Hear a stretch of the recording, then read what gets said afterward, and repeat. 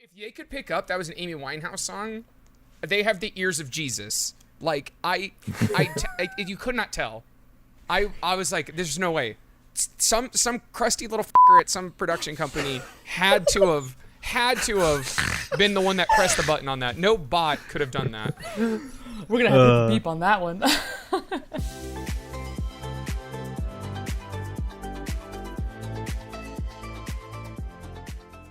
Welcome to the 6th official episode of the Scuffed Cast, hosted by myself, Neato, and also Widow. Hi, guys. We are also joined by our fellow SSG members, Trihouse. Hello there. Veeds. What's up, guys? And this time around, we have King Ranny joining us. Hey, guys. Lots has happened over the last 2 weeks, from SSG winning the major to everyone heading into the new winter split with roster changes, all the way to Twitch and all the crackdowns from DMCA. So we've got a lot to catch up on this week. So let's dive right in. Yeah, so, when I couldn't believe my eyes. I was sitting at the airport, coming back from Widow and Ranny's house this weekend, and I saw a tweet from Squishy Muffins, and he was like, I just got banned on Twitch. What do I do? And I was like, and I kept refreshing. I was like, no, this isn't real. This isn't actually Squishy Muffins. It glitched out, right? And it was. And he got banned.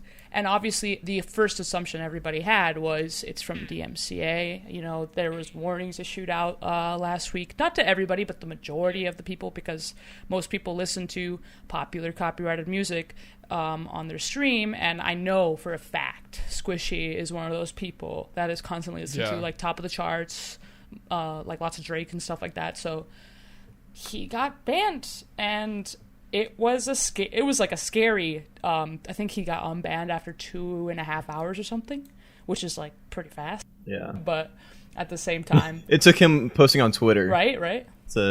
To get unbanned, basically. Yeah, so Justin saw that, and he was like, oh my god, I'm going to go and delete my VODs now. This is crazy that they got Squishy, my boy. And then he said hashtag free Squishy, and then everybody started hashtagging free Squishy. Hashtag free Squishy. Free Squishy. So it is just insane. There was so much conversation back and forth about whether it's Twitch's fault, whether it's Amazon's fault, whether it's the royalty companies and whatnot. So It's Twitch's fault. I mean, bottom line. It's obviously Twitch. Like, the music companies are doing their part. They're saying this is content that's not allowed to be streamed, and then Twitch's job is to inform us that we are making said copyright infringements and give us options to either take them down or we get a copy strike and our channel gets shut down after a certain amount of copy strikes. Twitch is responding with an automated system, apparently, that if you get 3 strikes without, they're not giving us time for due process, which is what is supposed to be done. Because, like, they're supposed to be, like, you have, like, 2 days to respond to these, is how, like, YouTube does it. And Twitch is just not doing that. Because what's happening is Twitch isn't processing all of these copyright infringements as they get them, like YouTube does. Twitch will have thousands of these damn things, and then they're not processing them until they do it in bulk. And so they're doing it so late that they are forced to, like, make drastic decisions. When it's like, if you just, permanently terminate 2 of the largest creators on the platform. Yeah, and Wait, then bring their account back. One? So Kitty Plays, like, a lot of partners got the auto delete thing. Kitty Plays is one of the top female content creators on Twitch. Yeah. Like, she hasn't been streaming a lot lately because she's been doing outside content for YouTube and stuff, but she's one of the largest females on Twitch in general. And she got banned she got banned like 30 minutes before Squishy. Had she even had a warning before? No. Actually, yes. Actually, she'd had a warning before a long time ago. But the thing is, Squishy had no warnings. What happened is, like you were saying, with the explanation of them letting things get so backed up, is that they have so many, because they're popular streamers with a lot of views on their clips. Is that the mass influx of it when they get to a person and however they're going down the stupid line that they're going down, is they'll get so many on this person that it overwhelms the system and just auto bans them. But the thing about the ban is it terminated the channel. Like it deleted the channel. Like Squishy's channel was gone. Kitty's channel was gone. And the thing about it is they're slowly coming back, the followers and stuff. But like, so Squishy has his follower count back up today. But like yesterday when his account finally came back, he only had 200,000 followers. Yeah, and they're not going to do that for fucking everybody, by the way. No, like, and that's Squishy has the backing of NRG, formerly Cloud9, like orgs that are sponsored by Twitch. And Kitty is just like one phone call away being in like that top like 0.01%. Like, what about the smaller streamers whose channel's just gone? Yep. What did you hear, Ranny? I think earlier you said you heard something about the DMCA. I was about to make a joke, but I was going to compare Squishy and Kitty Plays to the man who shall not be named on Twitch, the doctor. Ah, yes. I was wondering if it, maybe it's something similar, if the entire channel got terminated like his did. But I'm assuming that's something totally different. Right, I mean, yeah, just like Squishy still had all his subs. It reminded me of it. I don't know. True, that is a very point. I was under the impression that when your your account gets banned, like perma-banned, that there is revenue that gets refunded. And I don't think that it's easy to bring that back because it's banking stuff. So I just looked at Squishy's channel. His follows are back. Right. Yeah, his follows they were are taken back. away whenever his account got put back up. His channel got put back up. I feel like if they did take away all the revenue for that month, that maybe somebody would have mentioned it, like either Kitty Plays or Squishy, because I'm sure that's they would have had to a decent amount of their income. But I mean, Kitty Plays is huge. Like she's got a ton of different forms of income. But for Squishy, I'm sure he would have been like, okay, I got it back, but I don't have any of my subs or anything. So he didn't say anything like that. I doubt that they took away his revenue. Did you guys see my mine and Widow's retweet that someone posted? It basically asked if Squishy would be allowed to play on RLCS if he was banned on Twitch, because technically you're not supposed to supposed to have anyone that's been banned on Twitch to be featured on any other Twitch channel. That's true. Oh, it's like in the rules apparently. Yeah, like it was a big question before his channel came back. It was like, would Rocket League as a partnered account in one of the main games on Twitch, or else get in trouble? They could have gotten in trouble. Like how they would have gone about that. Like they wouldn't have broadcast. Would they not be it's able like to broadcast? it's in the guidelines. Imagine them being like, you can't broadcast the NRG games. Well, that's opens up a whole other question of like, if that question gets answered and the answer is no, they could not broadcast NRG games, then imagine every org would probably immediately make their pro players stop playing copyrighted music, because that's a liability. That's a huge liability. We as streamers now, that loses them money. I mean, yesterday probably sent out memos. I believe yesterday was almost like a scare tactic. Like Twitch was like, okay, we're gonna cut off some of the biggest people, so everybody's eyes on it, and we're gonna tell them like, it doesn't matter who you are. Like, if you're playing copyrighted music, you could get strict down for this. So, and it really didn't they say Even it was automated though? What, Rennie? Well, here's the fucking thing. Why do they allow us to upload highlights? I mean, it was just, it's kind of, for me personally, I think the biggest problem is that so is it only going to apply to big creators? How come there are small creators that get away with it? And at what point am I big enough for it to be a Trihouse? Threat? Like at what point Trihouse. do I gotta worry? Stop it. I mean, I will say this now though, because that had kind of led into the next talking point. If you are listening to this, if you are here on this podcast, Trihouse, if you're anyone, I think this is a really big point of saying I'd no longer risk it. If Squishy Muffins or Kitty Plays can have their accounts terminated, where they have quick access to Twitch and things like that, I don't think anyone needs to be risking it anymore. Delete your clips, VODs, delete your VODs. The VODs is pretty easy. VODs is pretty simple to delete. They only keep 60 days worth. Make sure you download you need to remember that the you got your highlights highlights. and the VODs you want to keep. Because I used one of the mass delete VOD tools, but it was supposed to be able to, like, you're supposed to be able to select the ones you want to keep. I selected the ones I wanted to keep because I did my entire playthrough of Final Fantasy VII. There was the best I've ever played, actually, in the ranked hoops tournament. It was like a $1,400 prize pool. Me and my teammate beat a team of 2,100 MMR players. Like, I was playing out of my mind. I saved that highlight, and I didn't download it, and the tool accidentally deleted all of my VODs. That's really so now the one proof that I had that I'm not trash at this game is gone. Now all of you are going to see is my... Just do it again. Yeah, you gotta Dude, it was hard. How many times do you think I can beat some 2,100 MMR players? I was playing like a goddamn god. It was. I think it was a really like the last couple of weeks of people going through and deleting stuff, and yesterday it was really emotional for people. It really is. But I think for me, remembering the pro and con here, like yes, that happened, but you still have your Twitch channel. Yeah. And the main thing, you still have your Twitch channel. Yeah. One thing you can do is you can make your VOD sub only. I've heard that. I mean, just don't play copyrighted music, but for me, I'm just not gonna play copyrighted music anymore. Yeah. I have song requests, and so like my playlist is all copyright free. Song requests, however, is people like I can't make the bot filter out what's copyright can't not. Have song requests anymore. You can't have song requests anymore. Try. And if you were going to do it, if you were going to risk that, then you need to be doing what Musty and them are doing. You need to no longer allow clips to be made. That's a button you can turn on. You can no longer allow clips to be made, and you need to delete your VODs. You can't, but that's the thing. You can still get banned if you're playing copyrighted music live. I saw that. Yeah, there's if they have someone in the stream. There's a partner who deleted all of his clips, but didn't delete his VODs, and he's actually not getting the stupid automated system. He's actually getting the DMCA warnings. He deleted every single one of his clips and highlights, but he hadn't deleted some old VODs, and he got a DMCA strike yesterday that literally said, if you get one more, your account is permanently terminated.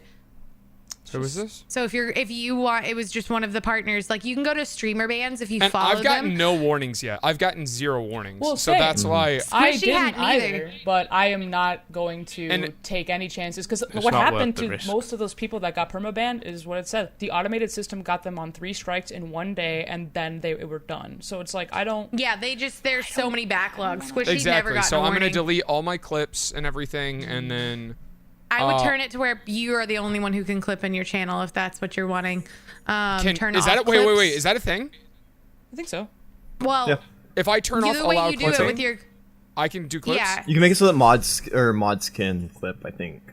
Set it to only mods. Oh, that's completely different. Yeah, I'm turning that off now. But try every night. You need to go through there and make sure that the music isn't playing in the background of it. Because again, like they said, Squishy had no warnings. He just got an influx on that day when they got down to his account. Exactly. If we do a clip, I'll pause song request or I mean, most of the time I'm listening to copyright free music. It's like 50-50 because like not every time song request is playing.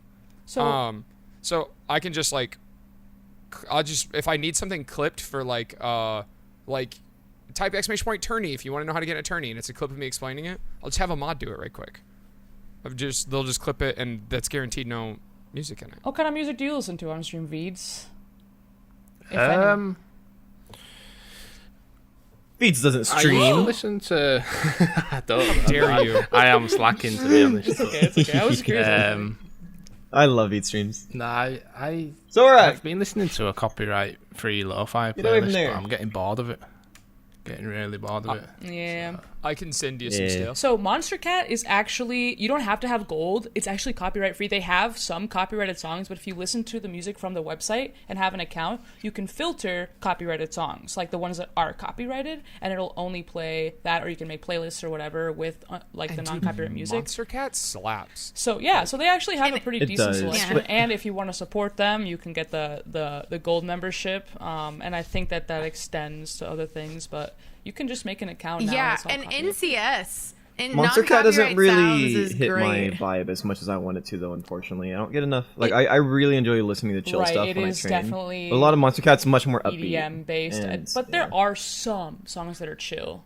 It's still good. If I'm like hyping up and everything, Monster Cat's the way to go. Like, it is perfect. I'd recommend going onto the site, and they have this catalog view, and you go and you can look up things by genre, and you can go to chill if that's something you like. And there are lots of chill. It's just there's not a whole stuff like that. Yeah. Oh yeah.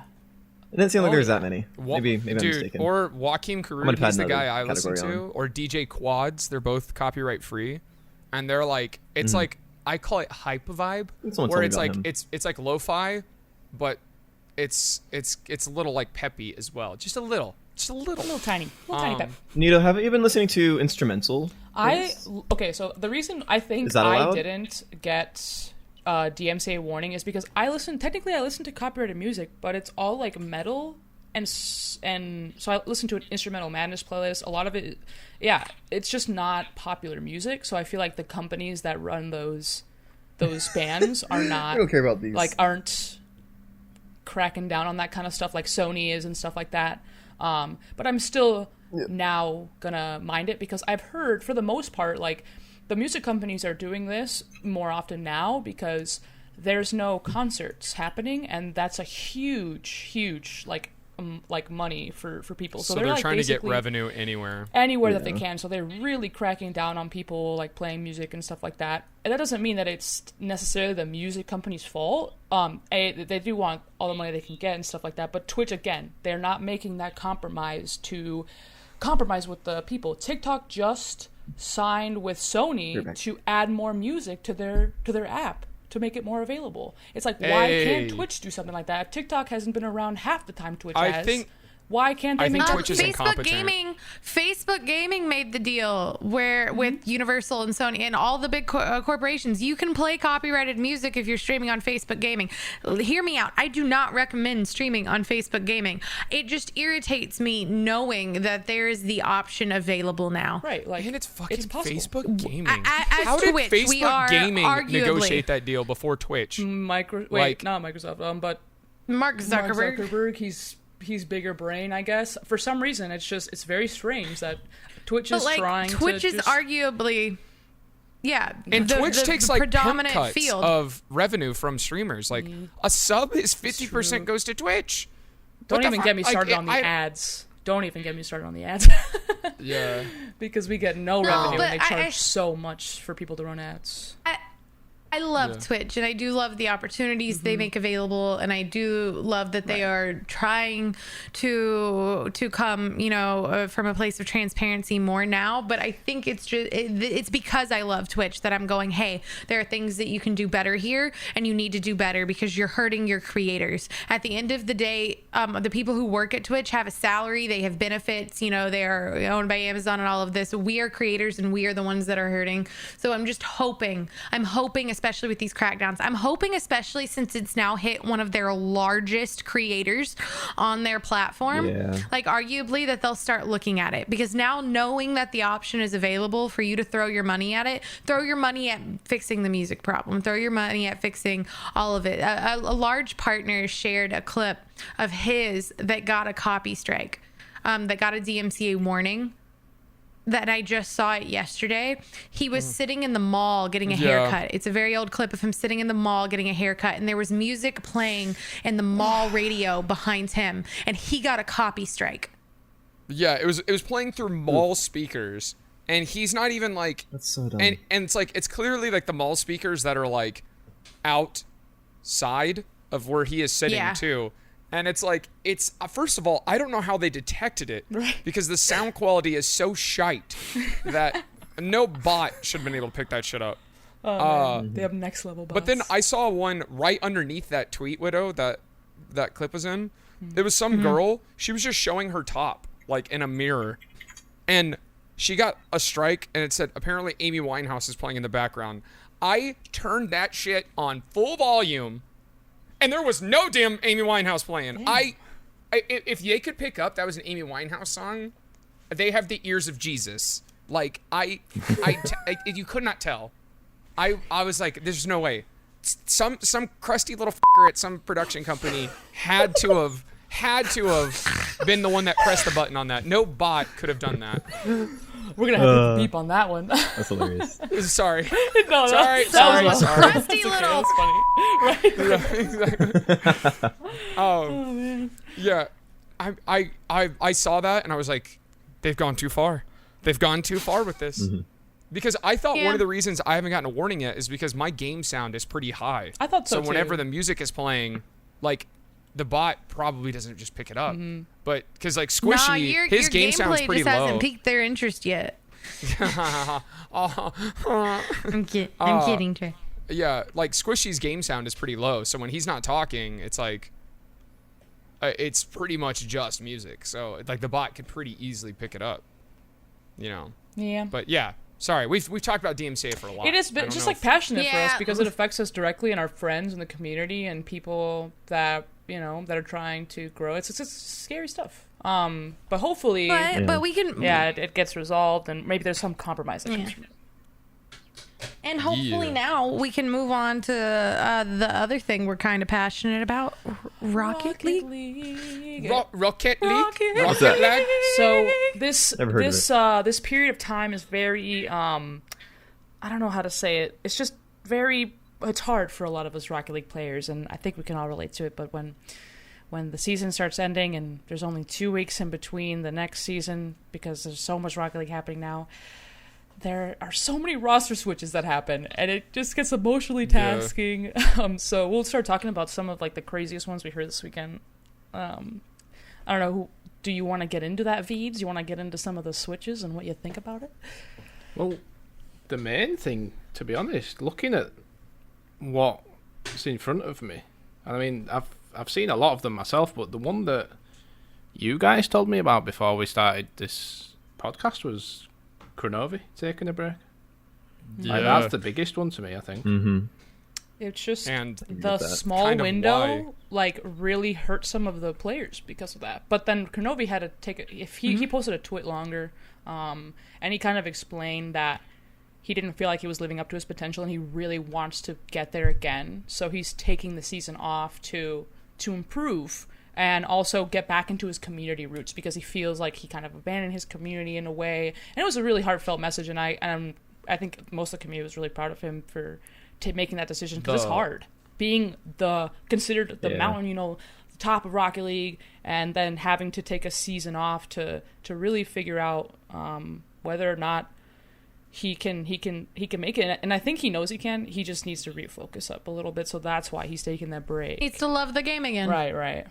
He said he was feeling so bad to open Rocket League. He never had that feeling before. So yeah. Well, the thing you haven't said, Neato, is he in the tweet longer. He made it seem like he knew he wasn't wanted on that team by his teammates. Mm-hmm. Like he says it. He's like, and I hated feeling like I was only there because. Basically, he said he knew he was only there because of who he is, and and he said it's several events or several regionals and stuff. Like the comms would kind of fall through, and the mentality would be shite. Like he was basically he's like I'm tired of feeling like that. He's like I want to get on a team that wants me and where I feel valuable, and he deserves that because this is the first time since I've started playing Rocket League that I was not excited to open the game every time. Aww. He was like and it's like I've been there. Not in the same and for me it's like that kind of reaffirmed a lot of speculation that had been going through the community that like First Killer just didn't want Kronovi on the team. The other thing that's tough as well in his position is that ever since he was on G2, he got replaced by Chicago, right? And so. He joined Rogue, and then Rogue pretty much haven't seen any success. And there's this constant thing floating around that Kronovi's washed. I know even if people don't really, I don't think he's washed. get on. Yeah, but like, he's definitely not. Like he can definitely still compete, but there's an air of like you're watching RLCS and the broadcast team are either hyping up First Killer or playing down Kronovi's ability in a way, and it's not like there's no one specific that does it, but it just feels like there's always people onto him, and it's got to get to him. It has to get to him. I can't imagine having that much expectation on my shoulders, being who he is. To be called the Mountain. Right, like that's something that he probably wanted to get away from that, so people would stop doing that. Like to just like you expect so much from him, so every single tiny mistake, wow, Kronovi whiffing. It's like, yeah, they all whiff. It's like, you know, it's just a part of the game, and I think it got to him. I said this on stream the other day. Somebody came in, and I forgot what game it was, but there were a couple whiffs, or, you know, someone dunked on somebody. It was during one of the watch parties, and they were like, wow, this is pro level Rocket League. Why are pros making this mistake? I go, these are pros playing against other pros. I was like, these aren't pros playing against plats. These aren't like an uneven playing field of when you go out on the field. Like, obviously you're going to go out there and it's going to be, and I mean this without risking of ever making a plat think that they could beat a pro player, but it's the same as a plat match of plats playing against plats. You know what I mean? At every rank, you're playing against people who are of equal playing to you, who are also of equally a chance of being better than you in those opportunities. You know what I mean? When you see Kronovi whiff, or when you see, you know, Rizzo get dunked on or something like that, that's not something that you could do. You would never win. That's something that you and it's because they're playing at a speed that is, yeah, they're playing so fast. It's like they have to make calculated risks in order to to succeed, because otherwise they have to play at a speed where occasionally or opportunities don't arise. That's a top 100 player getting dunked on by like a top 100 player. That's not you going, well, he whiffed, I'm ready to go out for RLCS now. Yeah, he whiffed after he was supersonic for the last minute and a half because he's playing so goddamn good. It's like, you know, it's competing for $50,000. Jeez. Right, there's also lots of pressure, and like I said before, lots of expectation. There's a lot of like, there's kids are just like, you know, they gain this notoriety. Yeah, that's how you say it. Oh my god, notoriety, just like playing in show matches and before they even get it. So it's like all these other people look up to them so much, and just having those one or few mistakes, it's hard for them to get over, I can imagine. Even though with nobody's the real question is, who's going to watch Rogue now? I mean, oh come on! I mean, there's still people. I will. It's bro. You take Kronovi out of Rogue, and I'm like, I mean, I like Turoko. I like. Okay. Wait. So who's replling Turoko? He's really good. Okay, I actually like Turoko, and I do like Turinturo. He's a homie, but I don't know First Killer too well, but I mean, you could put the clout of all three of those people together, and it's like I mean, it doesn't equal half of like Kronovi's like. But I mean, if they win a major, you know, and they start making that for themselves, they're gonna have to prove themselves, obviously. And I totally get what you mean, but I think I think Rogue needed to stop. I'm just upset. Like holding Kronovi so much was put in pro. that position. I feel you. That's personally, I'm just like, he's the Mountain. Show some respect. I mean, he has been. Like, it had happened before. It had happened before. The last time he was traded, like you said, I think it was with G2. He had to find out from his girlfriend that they were talking about trading him off of the team, and it was this huge thing. Oh my gosh! Like he had no idea that they wanted to trade him, and then he got frustrated because like I think there was a Twitter longer then too. About, you know, I wish people were more transparent with me, but I'm going to take a step down. And he, like, you know, found Rogue from that, I think. I think that people are scared to tell Kronovi things. Because because it's Kronovi. You gotta have respect for him, too. And that's part of having respect for him. And anybody who's at that level, and if you make that, like, name for yourself, and I don't know. I believe everybody. I'm just excited to see him get back to Not streaming. even just people like Kronovi, but it happens, and it sucks that it's happened. It feels like it's happened twice almost, where he's kind of been just pushed to the side. I don't know. The stick. Well, but hopefully it turns out well for him. Even more unfortunate because I don't know how old Turo is, but First Killer is 15, right? Yeah, he's 10. Kronovi He is might like, be 16 now, but yeah. But yeah, it's like I feel like Kronovi was on a team of people that was younger than him, and it's just like I don't know. Yeah, like, I don't know what it's got to be like to try to be in comms with somebody who is significantly younger than you and like really be able to like bond and form that team bond with somebody when you're not like I don't know. Well, actually, like, speaking of page. that, Yukio is no longer on Dignitas, but he found a team that's completely German speaking. So it's like he felt like he needed that, and he was okay with leaving Dignitas, a huge organization. And it seems like he's really happy to be on Fadeaway now. It's with Tigry and Freaky. Obviously, there's only been a few days, but the way that he was expressing himself about the change, he seemed super excited about it. And I can't imagine. So he left Dignitas? I think it was obviously like a mutual thing. Maybe they were always talking about getting somebody new, and just and Dignitas, even though Yukio I think was still under contract, they allowed him to try out. So I think that he must have requested something like that, and they were like, yeah, we were probably thinking about making some changes too. So it just ended up working out, and he found a German team, and I can't imagine what that will do for your comms. Like, your first language is now how you can communicate with your team. I think that was huge for Vitality. So to see it happen for Yukio now, yeah, that's why they dropped Scrub, I remember. Right, because it was Fairy and KDOP, and they realized, like, you know, we would be more of an advantage if we could speak French and, you know, and use our biggest brain, because it must take a second just to think of the English way to say something, you know, if you're always speaking French or whatever. But that and then they skyrocketed. You know, Vitality is still on top in EU, so Yukio's probably hype as heck because it could potentially happen for them too. I don't keep up with the EU scene very much. Does anybody know who are Tigray and Freaky? What team are they on? Ranny, you might know more than the rest of us. Tigray and Freaky. Yeah, Tigray and Freaky are I on don't Fadeaway recall, with Yukio. unfortunately. Freaky's been around for a long time. Oh, he was in Veloce. Yeah. He's been And around. Tigray They've definitely been was around. on- I forget their teams, unfortunately. Tigray's pretty solid. Is it Tigray?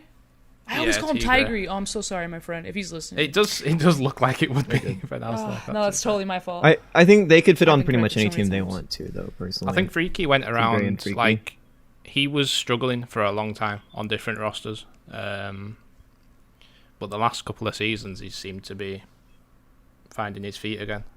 But the Yukio situation, to me, in EU, it's a bit like Rizzo in NA. You know, like, everyone's kind of always memeing on Rizzo, like, on G2, like, there's like an air of people just getting on his back a bit, like he's not good enough to be on the team. He makes one whiff and chat blows up. And I feel like Yukio's kind of like the EU equivalent. But one thing I will say is that in Madrid last year, I have never seen anything like the crowd reaction Yukio was getting. It was mental. Like, anytime like he walked through the arena floor, the whole crowd went mental for him. They love him. Just him. Yeah, Nobody else. Dignitas. Nobody else there that weekend got the same reaction. He had It a was huge, super bizarre. like, He's a superstar. I remember seeing pictures from that LAN, and there was a ton of fans that were just Yukio fans there. So I can It was see mental. that. Yeah. Meanwhile, Hercules is like, back off my man. Well, he streams too. Like, he's trying to actually make content. He posts on YouTube, so I can imagine that, like, that was why. I know who is he with? Violent Panda and who is it? Why can't I think of the? It was Astral, and then this season it was... So yeah, so Astral kind of streams, but I think because he had that, it's the same way with Squishy, right? Whenever Squishy comes up, Squishy, like, there's just people who are there to see Squishy. There were so many people in EU just there to see Yukio. So same with KDOP, I'm sure. It's just cool how you can gain your own fan base. I think some professionals, like, there's obviously, like, I think this was a conversation on Twitter, but, like, you know, most of you had tweeted out about, if you're a pro and you're not doing content, clown face, because it does boost your community up, and it could give you that motivation to do better professionally. But also, it takes a lot from you to be creating content. But if you're streaming anyway, you'd have to sacrifice something in your and you life. have the org to support you in that way. I think it's definitely something that every professional Rocket League player should at least attempt to do. Obviously, the end of the day. If that's not something that you're into, or it stresses you out, blah blah blah, then take a step back, and it doesn't matter. But it does definitely. And the content they could do is streamlined too, Neato. That's the thing. It's Mm-hmm. like if you're a pro, you don't really have to plan out as like your content Look at Squishy. planning can be so much more streamlined. Like all you have to do is get good at not even much. Like all you got to do is play the game, and people are gonna watch. Like you know how much debating I Daily have to do to get viewers.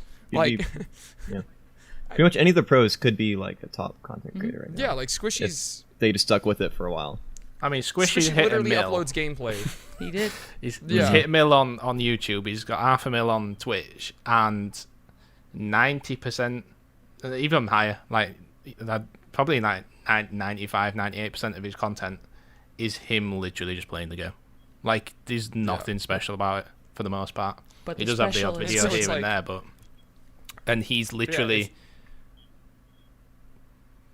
I mean, across both platforms, he might actually be the biggest. How many does John have on Twitch? I'm not 100% sure. Probably, he's pull probably it up. like 400,000. Like, it's probably a toss-up between those two. Who's kind of John the Salmon biggest and- content creator in the whole scene? Squishy's at like 670. Oh, no, John's at 650. 370. John, So Squishy's more. wow. So if you like average it out, John definitely has more on YouTube though. Right. he does. But to say that Squishy's like with the content that he has, and obviously it's great content for what it is, because It's a skill. His for skill the speaks longest itself. time for a long time he was looked at as the best player in the world. Obviously that's no longer the case, but he's still very much like top tier.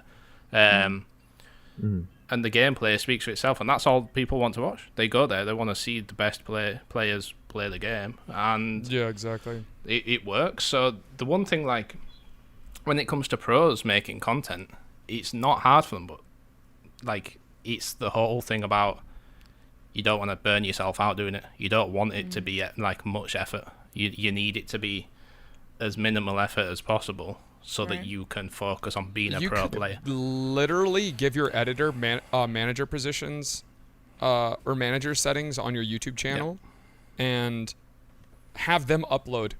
They could, like, that's what I used to do for Preston. I used to upload the videos straight from my computer to Preston's channel, so he never had to do anything. Like, he didn't even have to watch the videos. Like, and most of the time he didn't, unless it was like a really special one. And so you Right. can make it, especially if you're a pro and you don't want to like ever have to deal with the titling or the thumbnail. You can hire. There's so many people that are trying to get into video editing that like you could just pay them an editor's wage, Keyword and pay your them. video will make that back. A Yeah, lot of people, And even if just you- ask, and it's like, nah, you should definitely pay them, even though you're huge and yeah. they do that work for Yeah, it's like- a reason. And your video will make that money back if you're a pro eventually. And it's Right. like, and even It's worth not, you can take the loss for a little bit to For the get game. it going. It's an investment at that and point. then Right. yeah, and it's like, yeah, yeah, if you're a pro, you could streamline the process probably even more than Squishy has, and Yep. and if you're playing copyright free stuff on YouTube or on Twitch, you could do VODs even, like if you're You really could. really like, like if there was Yeah. one Johnny game Boy you're like, damn, that was literally good, just you should- uploads VODs. Well, no, Flakes used to do that. Flakes would cut do out with VODs, his what Flakes would do is his tier 3 perk was doing replay review for people, and he would highlight that section. He would actually take it off and he would upload it. He would just like take that clip and he would put a thumbnail, because apparently with Twitch, it was one of the first people I ever saw upload custom thumbnail covers to his Twitch he Twitch does that. highlights. Because when you're saving your highlight, you can upload a thumbnail, and he'd be like replay review for this rank or whatever. And then for a while, he was uploading them on YouTube too. I think it. I don't. it I really feel like was- Flakes he? could I blow don't up on think YouTube it was so easily Flakes too. uploading. I think somebody was No. uploading for Flakes on YouTube. Okay. Oh yeah, it was. That's what it was. People People was Yeah, Flash upload he'd upload- their it was Flash review Force. onto. He was like taking his replays and analysis and put on. I think he asked him, but he was doing it. Yeah. I know it's yeah, like, and then go on, try. yeah, like this. I googled it. I was like Flakes Rocket League. Rocket League Diamond replay analysis by Flakes, uploaded 9 months ago, 42,000 views. Was it on you? By somebody, by Albin Sellen, by somebody who just, I'm assuming it's the person who his replay was reviewed, and he just uploaded the analysis to YouTube, and it got 42,000 views. The man has 84 subs. It has no thumbnail. Like, it has so little effort put into it. It's basically. But he has effort into his gameplay, and I think that's one thing to remember with all of this, and that's why it should work for pros, and why you stand by that whole like pros should be sharing that content, because there's still effort in there. There's just not effort into what's being edited. You know what I mean? And throwing out there, but it's something that's there for people to watch, because people want to see, like, you can have a million different content creators telling you how you're going to get good at this or how you're going to do this. However, you can have people who are good at the game specifically, who have the numbers and the stats and the rankings and stuff to prove it, uploading. And then people are going to be like, well, yes. It doesn't, like, on flip sides, on one end you need to be flashy and you need to be all of this and show it and you're working. On the other end, it's already spoken for with your gameplay. So what Ranny just said then, though, about Flakes would have the potential to absolutely blow up if he just focused on content. Like, his gameplay alone is super unique. But then the whole replay analysis, I know it's like genuinely informative, but it's absolutely hilarious. It's one of the best stuff. I love watching. It's so funny watching him just roast people, but actually helping them. It is so good. Oh, we miss you as a consistent streamer, Flakes. Come on. No, honestly. Well, the thing about Flakes and coming off of streaming is that I think his mental health was suffering, and that he didn't like his self-image, and he started working out and stuff, and I think he starts prioritizing some other things. I definitely think he'll be back. But he has a lot of expectations. It's funny he's in this season. Because he's actually teaming with somebody that's this season that I'm super excited for. Yeah. He's teaming with Cookser. Yes, he is. That was an interesting, because Cookser was just left out in the dust. Under the name Swag. Yeah, like he just like kind of got like screwed a little bit because of the quickness of the roster changes, and he tweeted out LFT, and then Flakes tweeted eye emojis back. And then next thing you know, they're on the same team. It's one of those things where, in theory... If you can't tell, we follow the Rocket League Twitter quite a bit. In theory, the matchup seems exciting, but they probably haven't had a lot of experience playing together. It was just kind of like, I know you're good. Let's do something, because I don't want to not compete. It'll be interesting to see their play styles. Yeah. Very, very interesting to see how they adapt together. Ranny, what roster switches or things happening in the roster changes are you most excited for, since you're kind of closest to that level of rank as all of them? I am really excited to see how Dig does with apparently Jack. I thought it was confirmed Jack. Apparently Jack's insane, man. I'm just kidding, Widow. And I mean, Cookser and Flakes, I've been watching both those guys for a long time now. I really hope they do well together. Cookser is my all-time favorite. They're both awesome. Like, I've been watching him for a long time. He's up there for me for sure. I started getting really addicted to drifting because of Cookser, actually. He set me down that path. And then you went way down that path. You drifted way down it. I kind of hard focused on drifting for a while. Path. You made it your own. Cool. No regrets. Nice. I know we've talked about roster changes a lot, and we've been talking about the pro players and everything, but like, one last thing from me on that kind of blew my mind reading and then seeing more people expand on. I don't know if you guys read anything about this, but like, Roniki's on Liquid now, and Scrub is on Singularity, and things like that. But Roniki, Itachi, and Scrub were apparently being talked to be signed to a brand new tier 1 esport orgs. Right, like we don't know which one. They were being talked to be put on a brand new tier 1 esport org that was wanting to get into Rocket League, and they were looking at them and they had started conversations, but the roster window that we're going through right now was too short. Yeah, man. and it fell through, and they had to. That's the reason. Like Ronicky was left like with a 1 day looking for team, and everyone else was just all of the last minute things that were going on. Apparently, a T1 esports org was looking to get into Rocket League, and we're looking to sign them, but they were like the roster window's too short. Like they physically could not get enough conversations into that window to even start talking about a contract or even a concept of it, because of how small the time is that they had to turn around, get it signed, get it submitted, and everything. Must be stressful. I wonder though.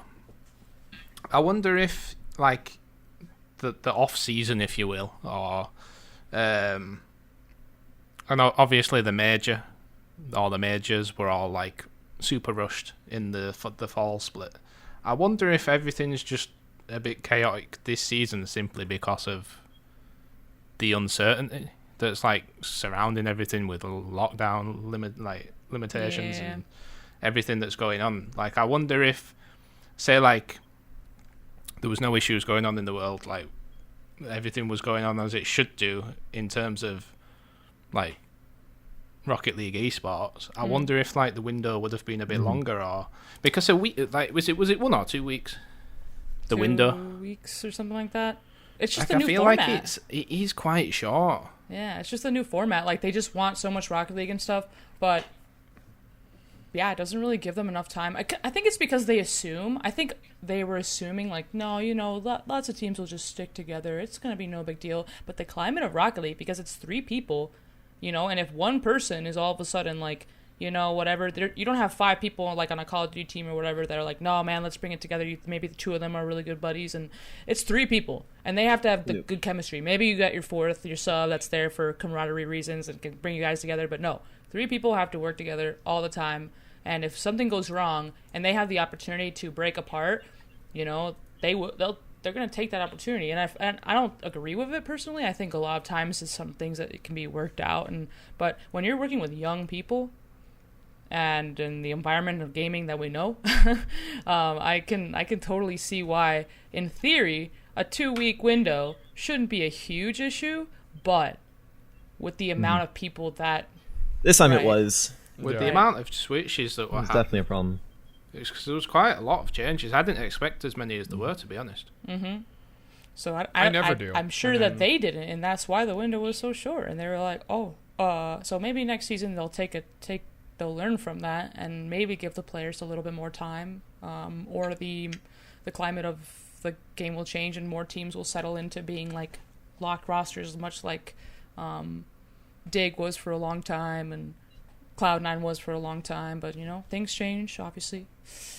One thing I would like to see, and I don't want to touch on it too long because it could open up a whole other can of worms, but no worries. I'd love to see the bigger orgs, especially the bigger orgs, signing more staff, like publicly signing more staff, like obviously you've got the player coach, the team coach of a lot of the big rosters, but I'd like them to bring in other coaches, like a mental health coach and stuff like that, because that's a thing in League of Legends a lot. Psychology, what we're looking for, psychologists. Yeah, I guess so. Yeah, just sports psychologists. Yeah, that's what I'm thinking of. Because thank you. Yep. The Rocket League scene is such a young scene. I feel like, I don't know, if they're left definitely use that to their own devices in terms of like thinking and keeping their mental awareness where it needs to be, without like guidance, it could be. And I don't know how many of them have played competitive sports or everything, but like, yeah, it's like if you're not used to. I mean, a lot of these people played this video game by themselves for a very long time, and then now all of a sudden they're in like huge competitions being viewed by hundreds of thousands of people. It's like that. It could be pressure that they're just simply not used to. Yeah, there's so many people who say, I don't understand why them doing this at a LAN or something is any different than when they were playing amazing at home. And it's just like, do you not? Like, there's a difference between just... Yeah, people are always like, why are they playing like this today? Oh my god, he just got signed here. He should be playing better. It is a completely different thing. And you're doing it for completely different reasons. You know what I mean? At first, you're just doing it to get better, and then you're doing it to join a team. And now you're doing it to, you know, not let that team down. So much weight on their shoulders. And to progress and to be in the middle of a competition and to, it's the same thing as like the ranked mindset. You play differently when you're playing like casually with friends or in casuals or in viewer games and all of this stuff than you do when you're playing ranked. Now take that, add it for like an org that you just got put on salary for, add it for teammates that you're trying to get to trust you, add that for fans that are now watching you that you don't know, add that for a prize pool. That's something that you want to show your family, you know? Environment like every level. The pros say like the earphones they wear at LAN don't completely block out the crowd. Imagine people screaming at you whenever you make a mistake or whenever you do something crazy. Yeah, you're gonna react to it physically, and your hands are gonna get a little sweatier than they usually do, you know. And so I can imagine the amount of pressure some of these kids get, like literal children. No, but they're just like these teens that have this gift, and they need to learn that although you're very, very good and stuff like that, you also have to take care of your mental well-being in order to become the best. That's why I look up to people like Fairy Peak. You can see him have like the most intense 1v1 show match series and then still come back around and say GG's. And that was such a great game, or just a great series. Thank you. I feel like the best players in this game are ones that can handle that pressure. Agreed. The best. Yeah. The ones that can stay the calmest. It takes a certain kind of mindset, a very impressive mindset, to be able to do something like that. It's not nearly as easy as it looks, as some of these guys make it. I think that's why the old like Dignitas roster did so well, because they had Turbo, who's just like cool, like just calm. Panda, who's the same, just a really good in-game leader, really calm, and then K-Dop, who's just super focused. And I think that's why they had such success in the past, because of just their mental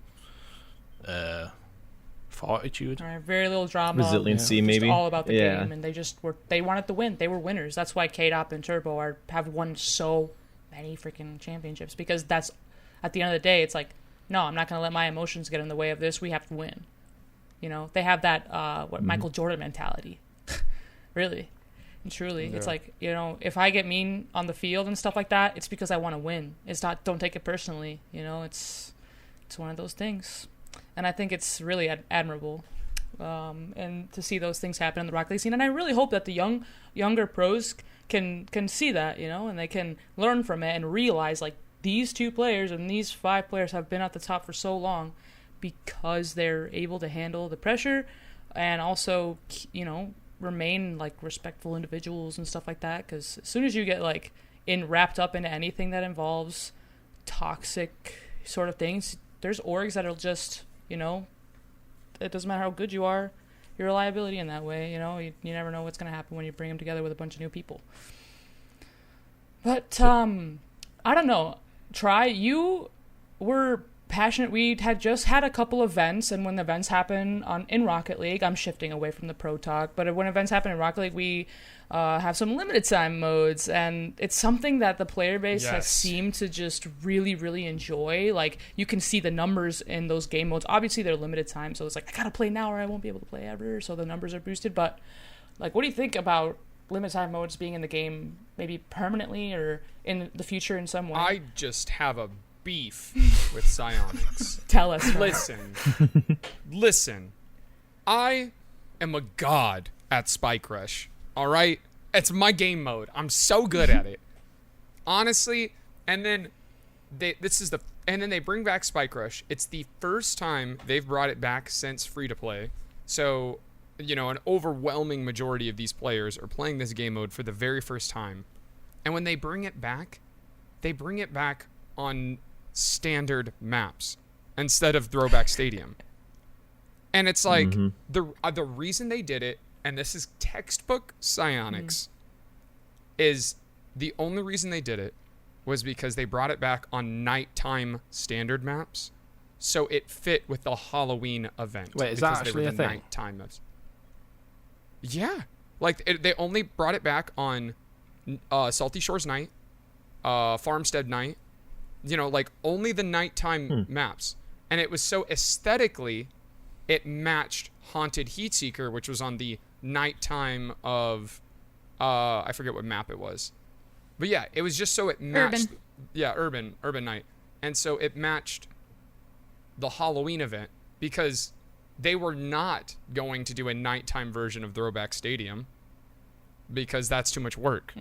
So instead of just putting Spike Rush on Throwback Stadium because that's the better way to play the game mode, they made the game mode worse just to match an aesthetic. That's actually and terrible. To save themselves some time. Well, because Spike Rush was meant to be played on Throwback simply because there were certain advantages from having the ball coming off of the goal and stuff like that, and I can totally see it kind of being a shift. I thought it would be okay. You can keep going, try if you're still on the tangent. Sorry, you were like, especially if you're gonna have it be 3v3. Like Throwback Stadium is bigger. True. And it just gets way too. And like the fun thing about Spike Rush is the ability to juke opponents and go for crazy mechanics. Throwback Stadium is just perfect for it. It's designed for it. It's like you can play off the top of the net.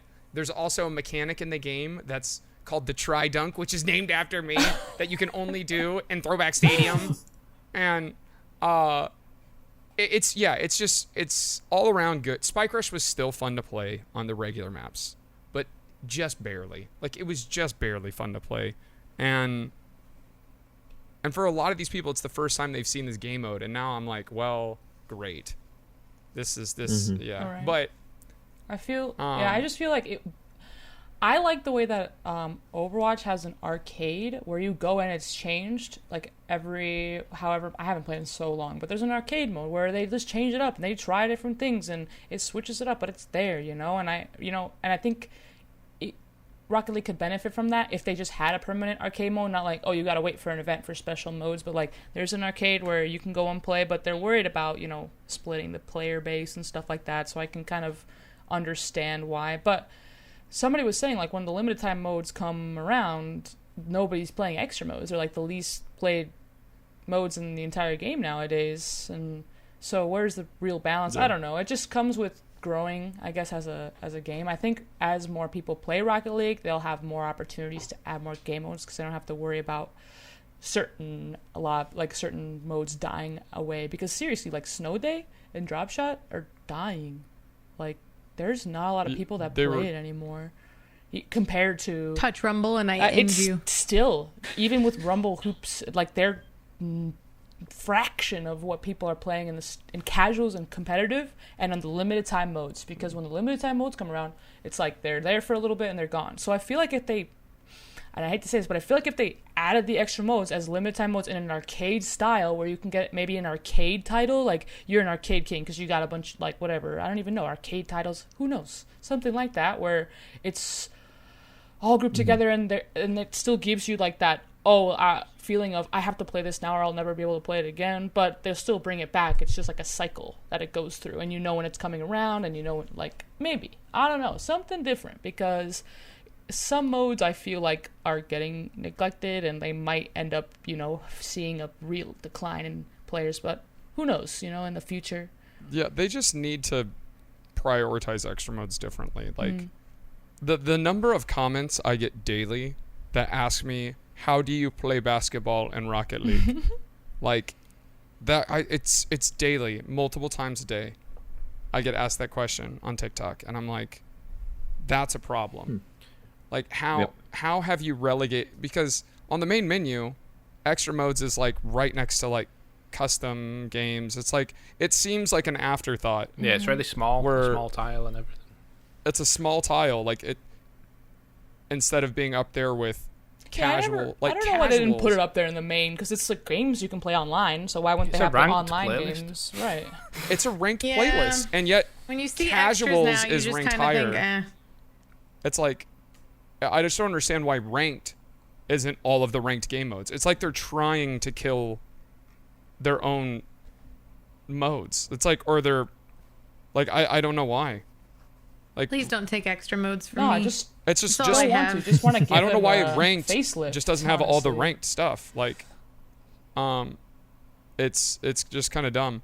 But yeah, what I tweeted out originally was, when you bring out an LTM like this, I mean, Spike Rush was out for 2 weeks.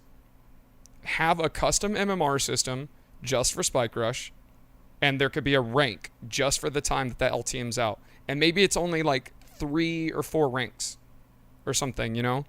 And it's just by the end of the LTM, if you get to the top rank, which, you know, could be like the top 10% of players, maybe, you know, like make it something actually obtainable. And then you get like something for it. Like maybe I feel like they could group it doesn't have to be a title with like a whole arcade mode title. Personally, because I feel like if you start doing it individually, like let's say you have your arcade mode and you're playing each of the modes as they come by, and you can maintain like a high rank, and most of them there's like an overall like thing, and you can get, I don't know though, it's really complicated to conceptualize those types of things in my head, because I don't play the extra modes. I'm not saying I don't care about them, but I think that they definitely need a little bit of TLC and some way that people can be more informed about them now that it's gone free to play, because it's all about, you know, it's still really all about standard, and that kind of irks me.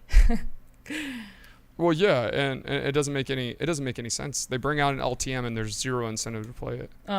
Like there's not even like there's actually decentive to play them, because the challenges all relate to, or some of the challenges relate to casual matches specifically.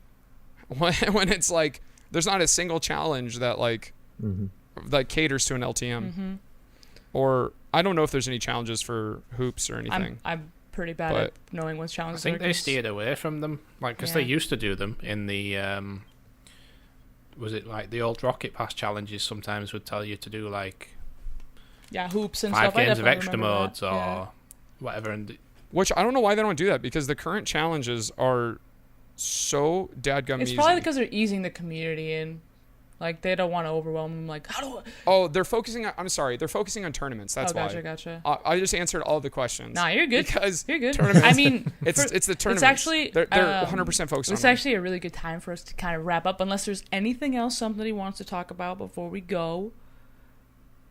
There is new merch from SSG, and it is Mission 1 merch, and we all look fantastic in it, and you can follow all of our Twitters and our Instagrams and the website, the merch, the Space Station shop, spacestation.com. It is pretty merch, to be honest. I've ever had. Yeah, I'm wearing the long sleeve right now. It is the nicest merch. I wore it yesterday. I'm wearing the short sleeve right now.